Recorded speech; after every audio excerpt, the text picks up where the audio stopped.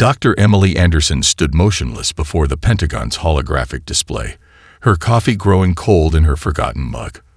The massive Zarkanian warships pierced through the fabric of space-time like needles through silk, their quantum engines leaving prismatic tears in reality. Each ship was larger than anything humanity had publicly admitted to building. The smallest corvette in their fleet dwarfed the International Space Station. Counting 37 capital ships, Dr. Lieutenant James Martinez reported from his station, his fingers dancing across the quantum blast display. Their energy signatures match our long-range intercepts from the Proxima Centauri engagement. Emily nodded, her green eyes reflecting the holographic representation of Earth's orbital space. What the Zarkanians couldn't know, what no alien species had yet realized, was that humanity had been watching, learning, and preparing for this moment for decades. The primitive satellites circling Earth were far more than they appeared, their seemingly random movements actually a carefully choreographed dance of preparation. "Status of Operation Sleeping Dragon?" she asked, her voice steady despite the weight of the moment. Colonel Sarah Chen's voice crackled through the quantum-encrypted comm. "All orbital platforms showing green, Doctor. Phase shift generators are masked and ready. They're seeing exactly what we want them to see, a primitive Type 0 civilization barely reaching for the stars." The corner of Emily's mouth twitched upward. Humanity had discovered the hard way that they weren't alone in the universe when a Zarkanian scout ship crashed in the Atacama Desert in 1976. Instead of panicking, the world's governments had made an unprecedented decision: to keep their discovery secret and prepare. For nearly 50 years, Earth had maintained a careful facade of technological inadequacy, while secretly reverse engineering and improving upon the alien technology. The holographic display shifted, showing the Zarkanian fleet taking up attack positions around Earth's major population centers. They were following their standard conquest protocol, documented meticulously by human deep space monitoring stations that the aliens hadn't detected. Their arrogance would be their undoing. "They're preparing to broadcast," Dr. Martins announced, his console pulsing with incoming data. "Standard Zarkanian Empire frequency, just like the intercepts predicted." Emily straightened her lab coat, a habit from her years of research that somehow calmed her even now. "Lieutenant, are our translation matrices ready?" "Yes, ma'am. We've been running their language through our quantum processors since we first detected their approach vector. We'll understand every word." The first transmission from the alien fleet crackled through the command center speakers. Admiral Kuex's voice, translated in real time, filled the room with its characteristic Zarkanian harmonic undertones. "Primitive species of Sol 3, your world now stands at the threshold of enlightenment. The Zarkanian Empire offers you the privilege of submission. Your technology is inferior, your defenses inadequate. Surrender now and benefit from our benevolent guidance." Emily couldn't help but smile. The alien scans showed exactly what Earth wanted them to see: outdated fossil fuel plants, masking antimatter reactors, clumsy rockets hiding phase shift drives, and satellites that appeared to be simple communications relays rather than the integrated defense network they actually were. "Colonel Chen, are the lunar defense platforms still masked?" Emily asked, her fingers tracing the orbital patterns displayed before her. "Completely invisible, Doctor. The quantum camouflage is holding perfectly. They have no idea what's waiting for them." Emily took a deep breath, watching as the alien fleet settled into their standard intimidation formation. Everything was proceeding exactly as humanity's war games had predicted. Years of intercepting and analyzing alien communications had taught them every nuance of Zarkanian military doctrine. Now that knowledge would serve Earth well. "Very well," she said, her voice carrying the weight of humanity's future. "Let them make their demands. Let them think us weak and primitive." She turned to face her team, each member representing decades of secret preparation and technological advancement. "When they finish their speech, we'll show them exactly how primitive we're not. The greatest deception in human history was about to end, and the galaxy would never be the same. Admiral Kvex's ultimatum echoed through the Pentagon's command center, his translated voice dripping with condescension. You have one planetary rotation to submit your surrender. Resist, and we will demonstrate the consequences of defiance.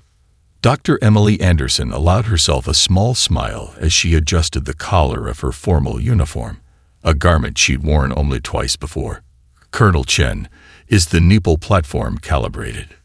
Perfectly aligned, Doctor. Gravitational lance is charged and synchronized with the quantum field generators, just like we practiced. The assembled military leaders and scientists watched the holographic display as the massive Zarkanian flagship hung in low Earth orbit, its crystalline hull refracting sunlight in ways that would have seemed magical to humanity just decades ago. But humanity had long since unraveled the mysteries of such technology. Lieutenant Martinez, begin protocol awakening, Emily commanded, her voice steady, and patch me into the global broadcast system. The lieutenant's fingers flew across his console. Broadcasting in 30 seconds, Doctor. The quantum encryptions are being stripped from all our defense platforms. They're about to see what they're really dealing with. Emily took her position before the holographic transmitter. Years of practicing the Zarkanian language, their actual language, not the simplified version they used for conquest, were about to pay off. Behind her, screens showed population centers around the world, where humans went about their business calmly, having been secretly prepared for this day through decades of subtle conditioning and education. Transmission ready in 5, 4, 3, 2, 1. Emily's image was projected to every screen on Earth and broadcast directly to the alien fleet. She began speaking in High Zarkanian, using the formal dialect reserved for their royal courts. Admiral Kvex, I am Dr. Emily Anderson, Earth Defense Initiative. Your assessment of our civilization requires correction. The aliens' confusion was visible in their sudden shift in formation. Emily continued, perhaps a demonstration would be more eloquent than words. Colonel Chen, if you would. High above the Himalayas, a seemingly primitive weather satellite's outer shell dissolved, revealing gleaming quantum steel beneath. Before the Zarkanians could react, it fired a single gravitational lance, a weapon humanity had not only reverse-engineered but improved upon. The lance struck the flagship's shields with surgical precision. There was no explosion, no dramatic flare, just a perfect circular hole appearing in what the Zarkanians had believed to be impenetrable defenses. The beam continued through, removing a 2-meter section of the flagship's hull before deactivating. The alien fleet erupted into chaos, ships breaking formation as they realized their shields offered no protection against this supposedly primitive species. That, Emily continued in their language, was a warning shot from a single outdated weapons platform we considered decommissioning last year. She allowed a touch of steel to enter her voice. Would you like to see what our current generation of defensive systems can do? Admiral Kvex's response came quickly, his harmonics thrown off by shock. Impossible. Our scans showed no such capabilities. Of course they didn't, Admiral. We didn't want them to. Emily gestured, and holographic displays appeared around her, showing the true nature of Earth's orbital defense network. Humanity has been watching the galaxy for longer than you might imagine. We saw what happened to other primitive species who encountered your empire. So we prepared. We adapted. We evolved. The Nepal platform's outer shell continued dissolving, revealing a weapons system that made the Zarkanian engineers watching the broadcast gasp. It was their own technology, but refined, improved, and combined with human innovations in ways they had never considered. Now then, Emily said, her voice carrying the weight of 50 years of preparation, shall we discuss terms, as equals, or would you prefer another demonstration? The alien fleet's response was immediate. They pulled back to a respectful distance, their weapons powered down. For the first time in their 1,000-year history of conquest, the Zarkanian Empire found themselves reconsidering their approach. In the Pentagon's command center, Lieutenant Martinez allowed himself a grin. "They're transmitting on their emergency diplomatic channels, Doctor, requesting immediate negotiations." Emily nodded, satisfaction evident in her expression. "Excellent. Now the real work begins." The Zarkanian delegation materialized in the Pentagon's quantum-shielded conference room, their crystalline environmental suits catching the light. Admiral Kovacs, now forced into the unfamiliar role of supplicant, tilted his head in what his species considered a gesture of respect. Dr. Emily Anderson stood at the head of the conference table, surrounded by holographic displays showing real-time data from Earth's defense grid. "Welcome to Earth, Admiral. I trust our atmospheric composition meets your requirements." "Your consideration is appreciated," Kovacs replied, mandibles clicking in barely concealed agitation. "Though I admit curiosity about how you knew our exact atmospheric needs." Emily smiled, gesturing to a hologram that materialized between them. It showed a detailed scan of a Zarkanian vessel, dated 1976. "The Atacama incident. Your scout ship didn't crash by accident, Admiral. We detected its approach and encouraged its landing." The alien delegation bristled, their chromatophores flickering with shades of disbelief. Emily continued, bringing up more holograms. "Every failed satellite launch, every experimental rocket explosion, they were cover stories. We've had quantum field generators since the 1980s, antimatter production facilities since the 1990s. Those fossil fuel plants you detected, clever camouflage for zero-point energy reactors." Lieutenant Martinez, stationed at a monitoring console, suppressed a grin as the aliens' biosignatures showed increasing stress levels.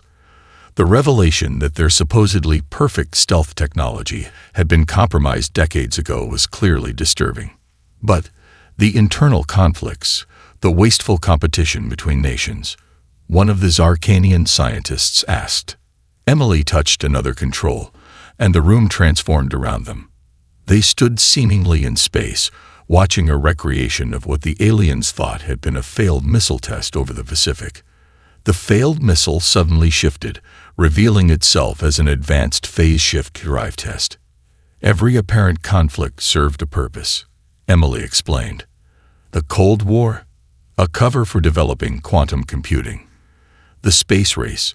We were really testing reverse-engineered propulsion systems. Even today's political tensions mask our global cooperation in defense technology." She brought up another display, showing the true nature of Earth's satellite network. What appeared to be thousands of pieces of space junk were actually interconnected nodes of the most sophisticated defensive grid in known space.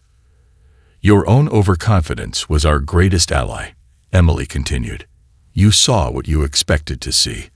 A primitive species barely reaching for the stars. You never questioned why our primitive satellites could detect your quantum wake, or why our outdated communications could penetrate your encryption." Admiral Kovacs's posture had shifted from diplomatic courtesy to genuine concern. The resource wastage, the environmental damage, all carefully maintained illusions. Emily interrupted. "Those polluted cities, holographic camouflage hiding clean energy metropolises, the carbon emissions, a side effect of manufacturing metamaterials for our fleet.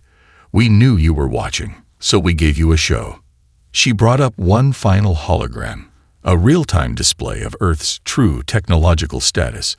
The aliens watched in stunned silence as layers of holographic camouflage peeled away around the planet, revealing glimpses of the actual infrastructure humanity had built. 50 years ago, humanity made a choice, Emily said, her voice carrying the weight of history. When we discovered we weren't alone, we could have panicked. Instead, we prepared. Every nation, every resource, every scientific breakthrough, all dedicated to ensuring Earth's survival. The revelation was interrupted by Lieutenant Martinez's urgent voice. "Doctor, we're detecting quantum wake signatures. 3 more Zarkanian battle groups entering the system." Emily's expression didn't change as she turned to Admiral Kovacs. "Reinforcements, Admiral. That seems unwise."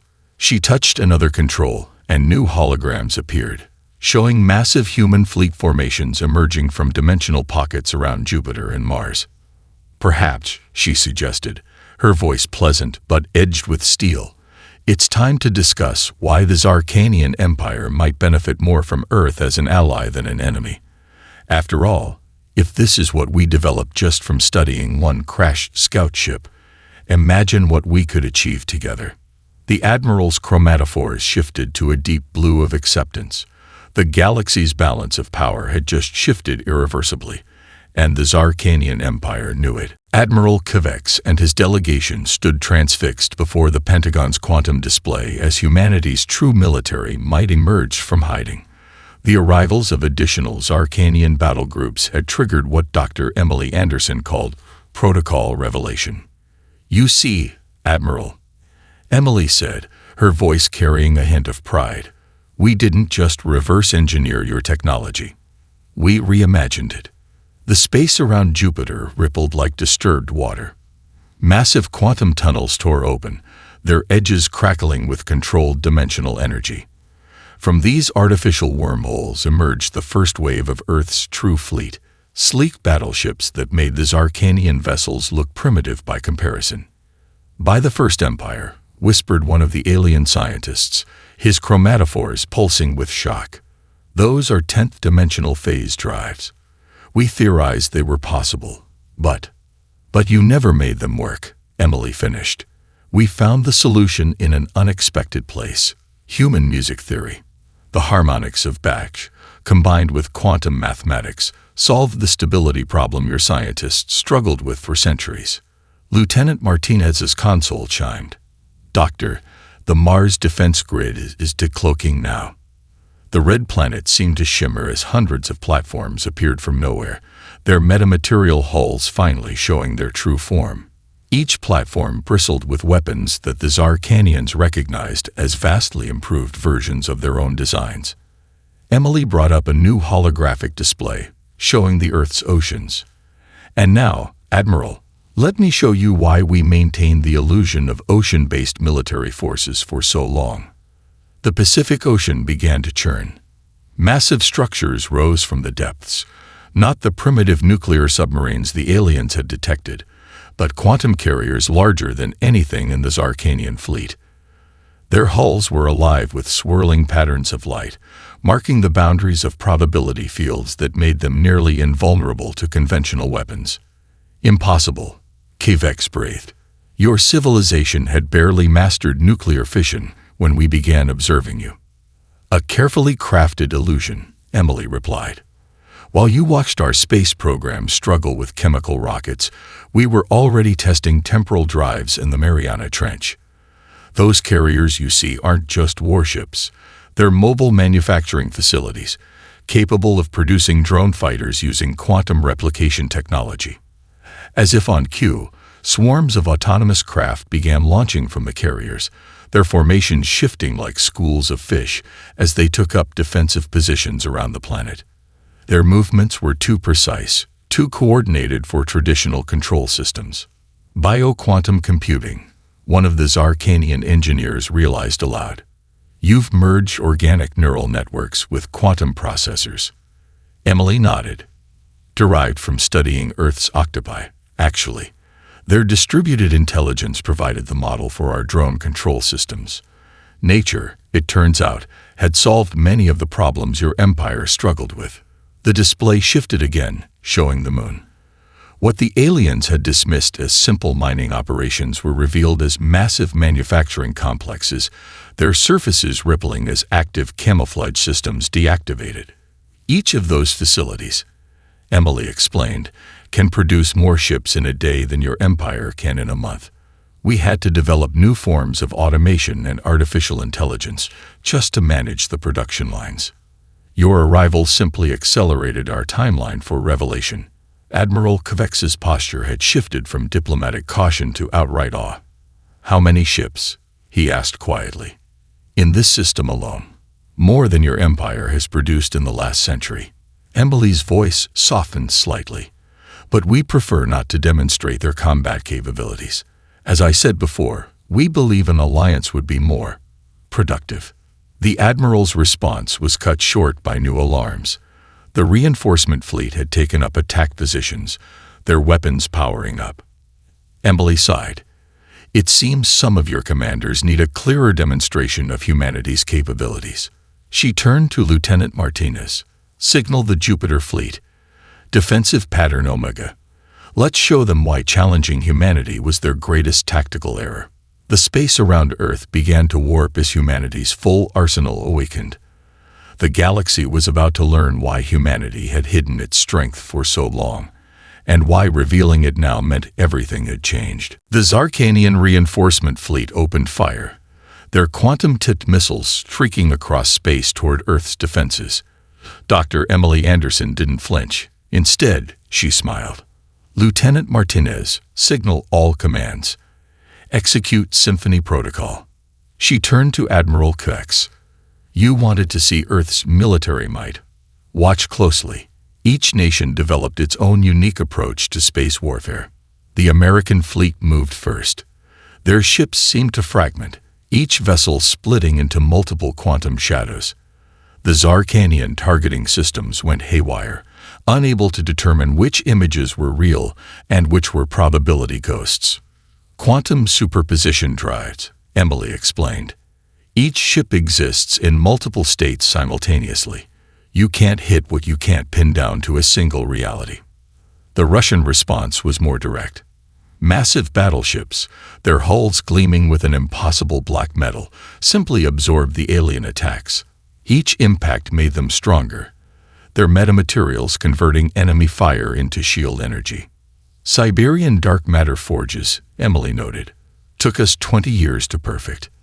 The harder you hit them, the stronger they become. Lieutenant Martinez's console flashed. Japanese ghost fleet deploying. Doctor. From dimensional pockets too small to seemingly hold them, the Japanese vessels emerged. They flickered in and out of existence, their quantum teleportation systems making them appear simultaneously at multiple points in space. Waves of cyber attacks emanated from them, turning the Zarkanians' own targeting systems against them.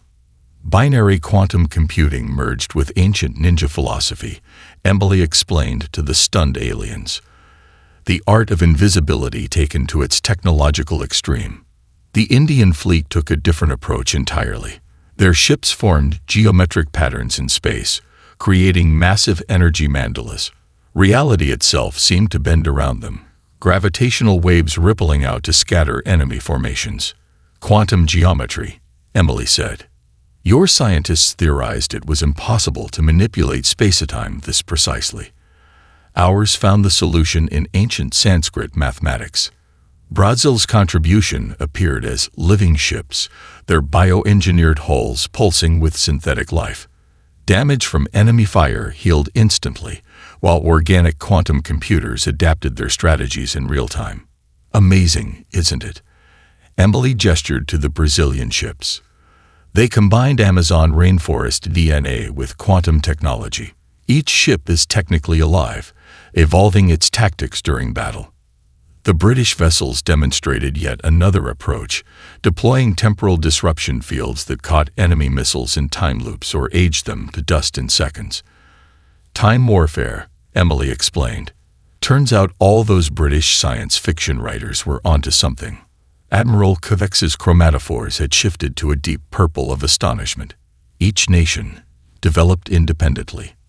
That's humanity's greatest strength, Emily replied. We don't enforce uniformity. Every culture, every nation brought its own perspective to solving the problems of space warfare. The results, as you can see, are rather spectacular. The demonstration reached its crescendo as the Chinese fleet revealed its quantum arsenal. Their ships fired weapons that didn't so much destroy their targets as edit them out of reality, changing the quantum probability of their existence to zero. Probability manipulation weapons, Emily noted. Inspired by ancient Chinese philosophy about the nature of reality. Quite effective, wouldn't you say? The reinforcement fleet's attack faltered as ship after ship found its weapons useless against Earth's diverse defenses. Each human nation's unique approach covered the weaknesses of the others, creating an impenetrable defense that adapted faster than any unified system could. "You see, Admiral," Emily continued, watching as the enemy fleet began to retreat. "When we discovered your scout ship, Earth's nations had a choice. We could have fought each other for the technology, tried to gain advantage over one another. Instead, we chose cooperation while maintaining our unique approaches, unity through diversity." Lieutenant Martinez's console beeped again. "Doctor, the reinforcement fleet is standing down. They're requesting surrender terms." Emily turned to Admiral Kvex, whose posture now showed complete submission. Perhaps now would be a good time to discuss that alliance. After all, this was just a small demonstration. You haven't even seen what our combined forces can do when we really coordinate. The message was clear. Humanity's strength lay not in overwhelming force, but in the beautiful, deadly symphony of diverse approaches working in perfect harmony. In the vast digital arena of Earth's quantum war simulation chamber, Dr. Emily Anderson orchestrated what she called a practical demonstration of human military doctrine. The Zarkanian military observers, including Admiral Kvex, watched as holographic fleets materialized around a perfect replica of the solar system. "Your empire prides itself on military superiority," Emily said, her fingers dancing across the quantum interface. "So let's play a game. Your best tacticians against our standard training scenarios. Lieutenant Martinez, initialize Wargame Alpha." The simulation erupted into action. The Zarkanian commanders deployed their forces in textbook formations, their strategies honed over centuries of successful conquests. For a moment, they felt confident. That confidence lasted exactly 6 seconds. A small group of human ships near Venus suddenly accelerated to impossible speeds, their quantum drives manipulating local spacetime. They weren't attacking. They were recreating the slingshot effect of a black hole that hadn't existed seconds before. "First lesson," Emily commented as the artificial gravity well scattered the Zarkanian formation. "We don't just use technology. We weaponize physics itself." Admiral Kvex leaned forward, his chromatophores pulsing with interest. "Impossible. You can't create gravitational singularities that quickly. Can't we?" Emily smiled. "Watch Mercury." The smallest planet in the system seemed to flicker. Dozens of hidden human platforms emerged from beneath its surface, each firing streams of engineered particles. Where the streams crossed, space itself nodded into temporary micro-singularities. The Zarkanian fleet found itself fighting not just ships, but the fabric of reality. Each attempt to regroup was met with a new impossibility. Solar flares were caught and redirected as weapons. Asteroid fields suddenly moved with intelligent purpose. Even the vacuum of space seemed to turn against them, quantum fluctuations turning their own shield harmonics into vulnerabilities. "You see," Emily explained as another Zarkanian formation dissolved into chaos.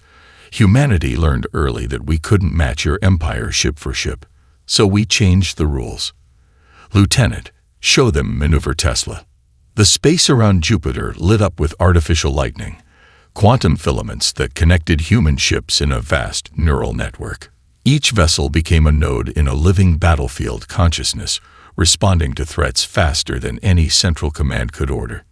"Your empire's greatest weakness," Emily continued, "is your hierarchical command structure. Our fleets think and act as one, yet each ship retains independent initiative. Order through chaos." The simulation shifted. Now the human forces demonstrated how they could use the solar system itself as a weapon. Mars's atmosphere was temporarily ionized to create a planet-wide sensor ghost. Europa's subsurface ocean was quantum excited to generate system-wide gravitational oscillations. Admiral Kvex watched his forces lose simulation after simulation, but surely in open space, away from such astronomical features. "Initialize deep space scenario," Emily commanded. The simulation reset to empty space. This time, the human ships created their own astronomical features. Quantum replication technology spawned temporary asteroid fields. Dimensional pockets opened and closed, turning empty space into a maze of artificial gravity wells and temporal distortions. We don't adapt to the battlefield, Admiral. We remake it. The demonstrations continued for hours. Each scenario revealed new layers of human military innovation. Ships that could quantum tunnel through planets, weapons that temporarily rewrote local physics, defense systems that existed in probabilistic states, becoming solid only when needed. Enough, Kivex finally said, his voice carrying newfound respect. I begin to understand why your species hid its capabilities for so long. This level of military advancement, the galaxy would never have left you in peace. Emily's expression softened slightly, which is precisely why we're showing you now. Your empire's attempted invasion forced our hand, but perhaps it also created an opportunity. These simulations aren't just demonstrations, they're invitations. Invitations. To learn from each other. Your empire has experience we lack. We have innovations you've never imagined. Together. She let the thought hang in the air as the simulation showed one final scenario. Human and Zarkanian ships fighting side by side, their different technologies working in perfect synergy. The message was clear. Humanity hadn't prepared for war alone. They'd prepared for all possibilities, including peace through strength. The Zarkanian High Council's transmission filled the Pentagon's quantum theater with crystalline holograms of the Empire's most powerful leaders. Their ceremonial armor, designed to intimidate, seemed oddly out of place against Earth's subtle display of technological mastery. Dr. Emily Anderson stood calmly as the Council's chief executor, a being older than human civilization, leaned forward to speak. Never in the Empire's history have we encountered a species like yours, Dr. Anderson. Your deception was impressive. Not deception, Emily corrected, her perfect high Zarkanian drawing surprised clicks from the Council. Strategic preparation. There's a difference, she gestured, and the room transformed around them, showing a vast database of alien civilizations. We've watched your empire absorb countless species, some through force, others through voluntary submission. We chose a third path. Lieutenant Martinez's console hummed as it projected the next set of holograms, thousands of detailed plans for cultural integration, technological exchange, and mutual defense initiatives. The council members' chromatophores flickered in shock as they realized the depth of human preparation. These are, one council member began, complete plans for peaceful cooperation between Earth and the Zarkanian Empire, Emily finished. Trade routes optimized for both our propulsion technologies, cultural exchange programs designed to celebrate our differences rather than erase them, joint defense initiatives that combine our unique approaches to space warfare. Admiral Kvex, now standing with the human delegation, clicked in appreciation. You didn't just prepare for war. You prepared for peace. Of course, Emily smiled. War is simple, Admiral. Peace takes more planning than any military campaign. The holograms shifted again, showing massive construction projects throughout the solar system. These are facilities we've already built, designed specifically for joint human-Zarkanian operations. Research centers, training facilities, diplomatic exchanges, all waiting to be activated.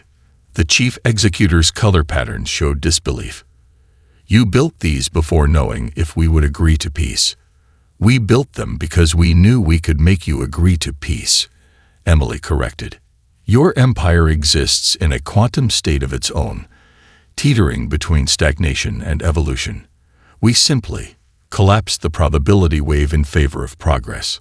She brought up new displays, showing economic projections, technological advancement curves, and cultural impact assessments. Your empire gains access to human innovation, creativity, and our unique approach to problem solving. We gain access to your established infrastructure and centuries of experience. Together, we advance faster than either civilization could alone. The council chambers erupted in discussion, their members shifting colors rapidly as they processed the implications. Emily waited patiently, knowing what would come next. Finally, the chief executor spoke again. The Zarkanian Empire has never accepted equals before. Then perhaps it's time for the Empire to evolve, Emily suggested. Your own sensors confirm that Earth now possesses military superiority. We could demand your submission, as you have done to others. Instead, we offer partnership. Lieutenant Martinez's console chimed softly. Doctor, the Council's quantum encryption just shifted to the ceremonial frequency. Emily nodded slightly. This, too, they had prepared for. As the chief executor rose, his colors shifting to the formal patterns of diplomatic protocol, she activated the final hologram. A complete ritual guide for Zarkanian peace ceremonies, compiled from decades of observation. The Zarkanian Empire, the chief executor intoned, recognizes Earth as a Class 1 civilization. And he paused.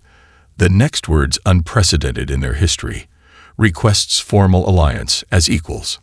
Emily's response was perfect in both timing and ritual form, demonstrating yet again how completely humanity had studied their potential adversaries. Earth accepts with the understanding that this marks the beginning of a new era for both our peoples. The treaty that followed was unlike any in the Empire's history, not a document of submission, but a true partnership between civilizations. As the signatures were recorded in quantum-encoded light, Admiral Kovacs turned to Emily. You knew this would happen, he said. All of it. Emily's smile carried the weight of 50 years of preparation. Admiral, humanity's greatest strength isn't our technology or our military might. It's our ability to imagine better futures, and then make them reality. 6 months after the historic Earth-Zarkanian alliance, Dr. Emily Anderson stood aboard the newly commissioned hybrid vessel Unity, watching Earth's first official diplomatic fleet prepare to enter quantum space. The ship itself was a testament to what two civilizations could achieve together. Zarkanian quantum engineering merged with human innovative design. Quantum wake signatures stable. Lieutenant Martinez reported from his new integrated command station, where holographic Zarkanian controls merged seamlessly with human interfaces.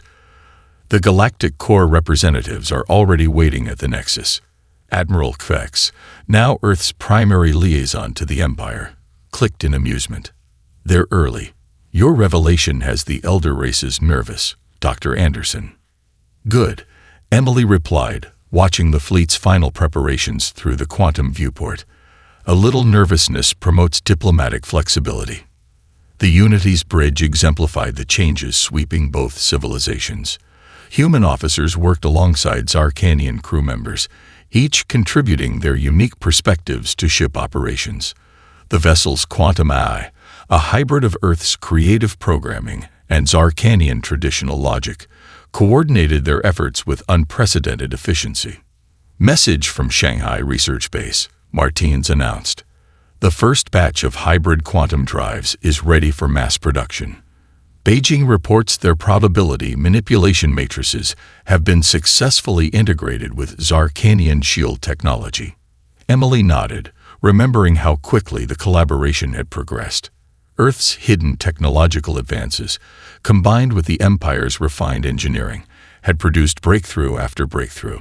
What would have taken each civilization decades to achieve alone was being accomplished in months. The other empires are particularly interested in your stealth technology, Kovacs noted. None of them detected Earth's true nature until we revealed it. That's unprecedented. Humanity's greatest deception, Emily mused, turned into our greatest diplomatic asset. Speaking of which, status of Operation New Dawn. Martins brought up a galactic display showing dozens of points of light. 37 previously suppressed civilizations have already requested Earth's guidance in technological development. They saw how we handled the Empire and want to follow our example. The galaxy was changing faster than anyone had predicted.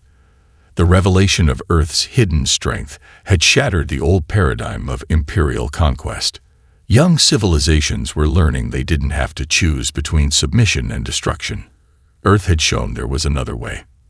Quantum jump in 5 minutes, the ship's AI announced, its voice carrying both human inflection and Zarkanian harmonics. Emily turned to Kvex. Are you ready to show the galaxy what our alliance can really do? The Admiral's chromatophores rippled with anticipation. The elder races expect us to present them with a military alliance. They're prepared for that. But this. He gestured to another holographic display, showing the true scope of their plans. Joint scientific ventures, cultural exchange programs, economic cooperation frameworks, and a revolutionary approach to galactic civilization based on mutual respect rather than dominance. They're not ready for this, Emily agreed. That's precisely why it will work. The Unity's quantum drives hummed to life, preparing to tear a hole in reality. Around them, the combined fleet represented everything humanity had worked toward, not just military might, but the power to change the very nature of galactic society. You know, Kvex said thoughtfully, some in the Empire still wonder why humans hid their strength for so long, only to use it for peace. Emily smiled as the quantum countdown began. Because, Admiral, true strength isn't about having the biggest guns or the most advanced technology. It's about knowing when to use them. And more importantly, when not to. The fleet jumped, reality bending around them as they headed toward the galactic core. They carried with them humanity's greatest gift to the galaxy, proof that advancement didn't require conquest, that strength could serve peace, and that the future belonged to those who could imagine better possibilities. As the Unity emerged near the galactic nexus, its hybrid crew working in perfect harmony, Emily thought about how far they'd come. Humanity had prepared for war for 50 years, but in doing so, they'd achieved something far greater. They'd made peace inevitable. The sleeping giant had awakened, and the galaxy would never be the same.